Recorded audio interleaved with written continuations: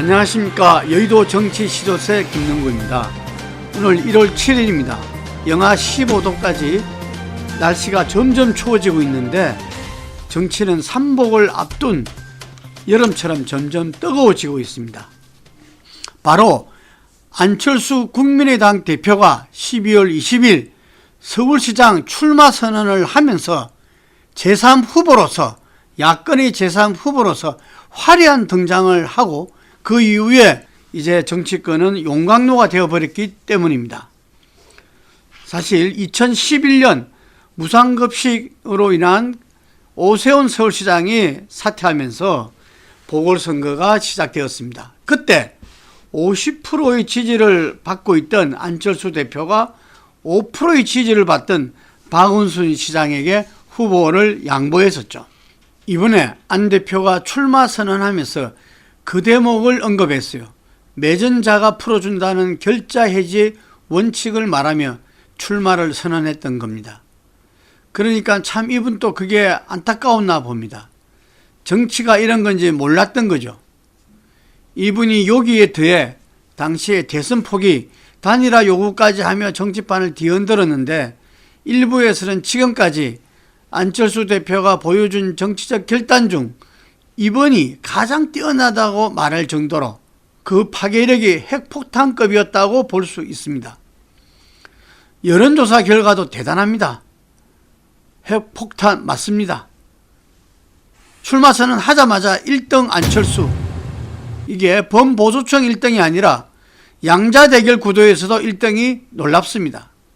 안철수 역시 안 죽었네요. 자세한 숫자를 말씀드리면 1위 안철수 24.2%, 박영선 17.5%, 나경원 14.5%, 박주민 5.8%, 우상호 4.8%. 그런데 야권 단일화가 안 됐다. 그래서 안철수 대표도 나오고 국민의힘에서도 후보가 나왔을 때는 어떤가 한번 보겠습니다. 박영선 31.5, 안철수 29.4, 나경원 19.2, 놀라운 결과입니다. 비록 박영선 후보의 우세지만 불과 1.9% 차이밖에 나지 않습니다. 무슨 식품 첨가물 수준의 지지율 차이라면은 저 30년 여의도 정치 시조새 김능구의 촉으로 봤을 때는 이것은 절대로 지금의 민주당이 안심할 수 없는 승부라고 봅니다. 사실 이건 시조새가 아니라 앵무새라도 금방 알 수 있는 거죠. 한 가지 3자 대결 조사에서 놀라운 점은 국민의힘 지지층이 전부 나경원 전 의원을 밀어주지 않는 데 있습니다. 안철수 대표 43.4%, 나경원 44.2%, 절반 가까운 국민의힘 지지자들이 안 대표를 찍겠다고 나섰네요. 이러니 만약 안철수 대표로 단일화된다면 어떻게 되겠습니까? 안철수 대 박영선 44.6% 대 38.4%, 국민의힘 지지층 중에서는 무려 81.4%가 안철수를 지지하겠다고 합니다. 다른 기관의 조사에서도 비슷한 결과가 나왔습니다. 다자대결 안철수 24.1%로 1위를 했습니다. 이와 같은 결과가 나오자 야당인 국민의힘은 셈이 복잡하게 되었습니다. 안 대표가 선언했듯이 국민의힘에 입당하거나 통합하지 않겠다고 했죠. 지지율이 저런데 굳이 허리 굽힐 필요가 없는 거죠. 그러니 당연히 국민의힘 내부 경선은 그냥 예선전이 되어버렸습니다. 명색이 제1야당인데 의원이 3명뿐인 안철수 국민의당에게 끌려다니는 모양이 되니 기분이 좋을 수가 없죠. 제1야당으로서 전국 주도권을 절대로 뺏겨서는 안 된다는 위기감이 들 겁니다. 거기에다 김종인 비대위원장과 당 내부에서도 안철수 대표에 대해 좋게만 생각하는 것이 아니거든요. 이러니 불이 나게 오세훈 전 시장을 불러내고 어떻게든 경선을 흥행시키려고 한 건데, 그런데 문제가 한 가지 있습니다.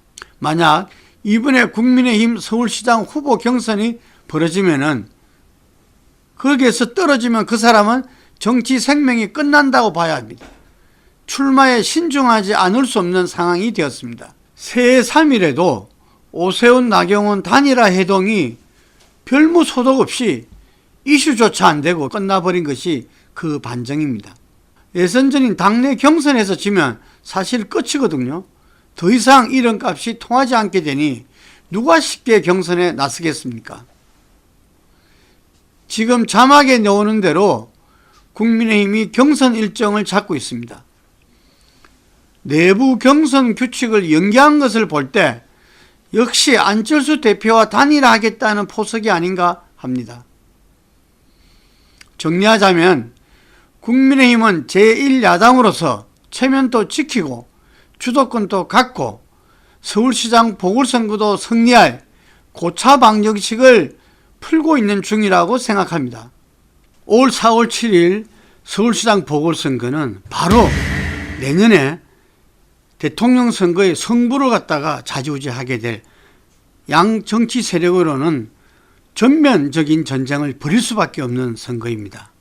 그렇기 때문에 그 어떤 것도 선거 승리보다 앞설 수는 없는 거죠.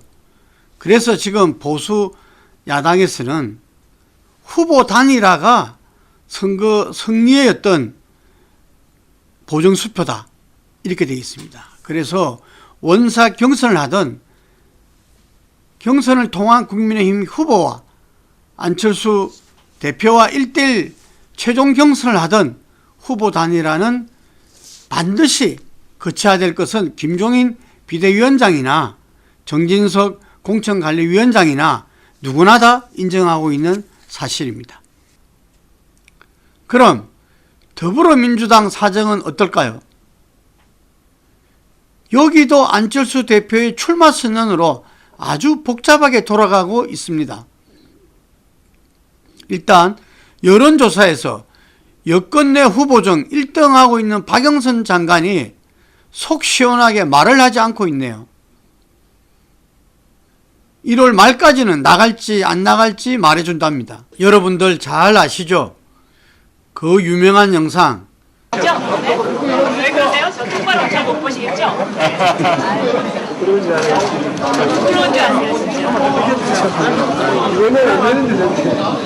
그런 시원시원한 여장부가 말을 아끼고 있는데 왜 그렇겠습니까?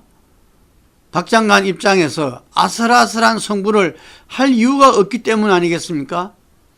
거기다 여당 후보는 말이죠.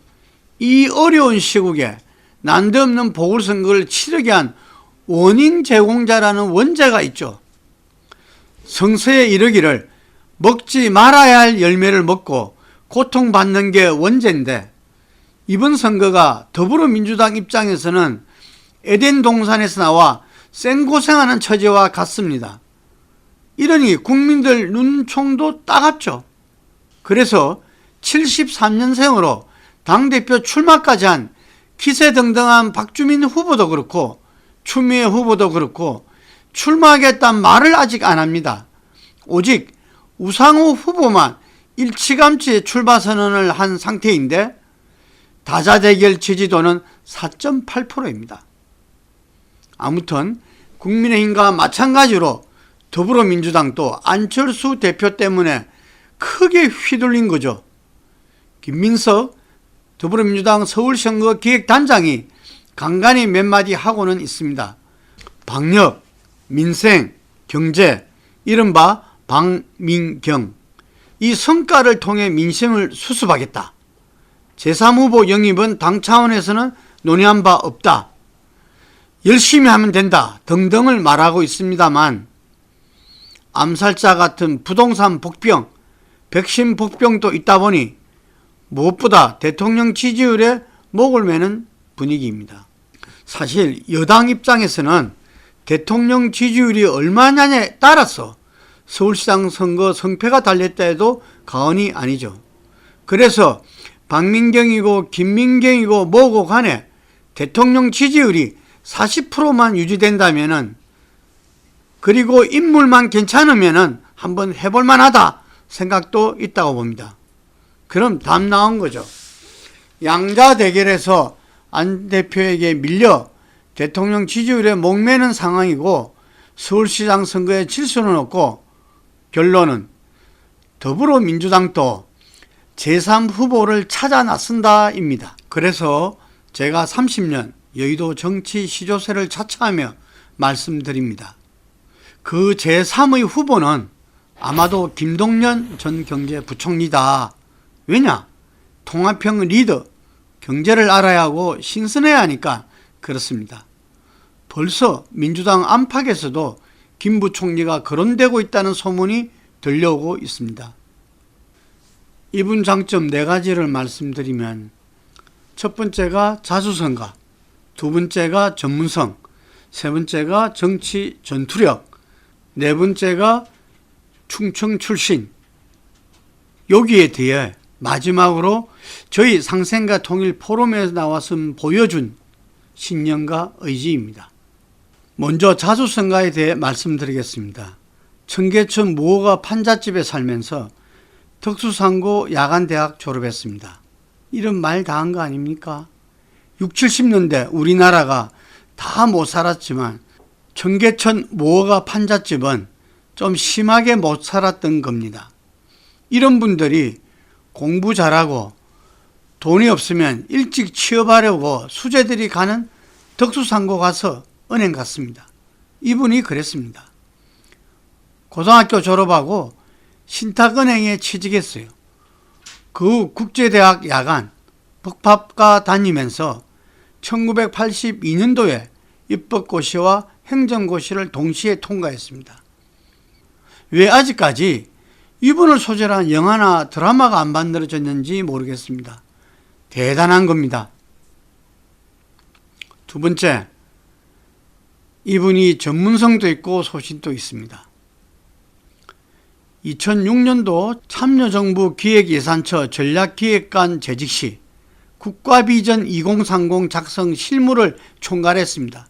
이게 대한민국 최초의 중장기 전략보고서라고 합니다. 그러니 경제를 보는 안목이 크겠죠. 소신에 대해서도 말씀드리겠습니다. 이명박 정부 기획재정부 2차관으로 있을 때 2012년 총선을 앞두고 정치권에서 각종 무상 보편복지 정책 공약이 난무하자 그대로 정치권을 까버렸습니다.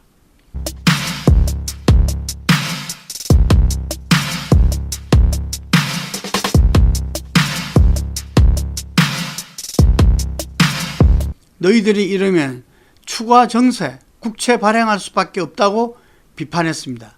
말 타면 종 부리고 싶고 차가 나면 장가 나오고 싶어서 말 조심하는 게 사람 심리인데 차가 나면서 이런 말 하는 거 소신 있다고 봐야 합니다.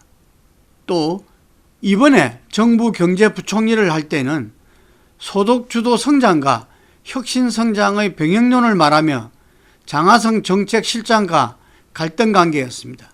청와대 정책실장과 갈등을 일으킨다. 이거 쉽지 않은 건데 이분 소신이 또 튀어나왔습니다. 이 정도면 김동연의 소신이 어느 정도인지 가늠할 수 있으실 겁니다. 세 번째는 저도 깜짝 놀란 관료답지 않은 정치 전투력입니다. 기억나실 겁니다.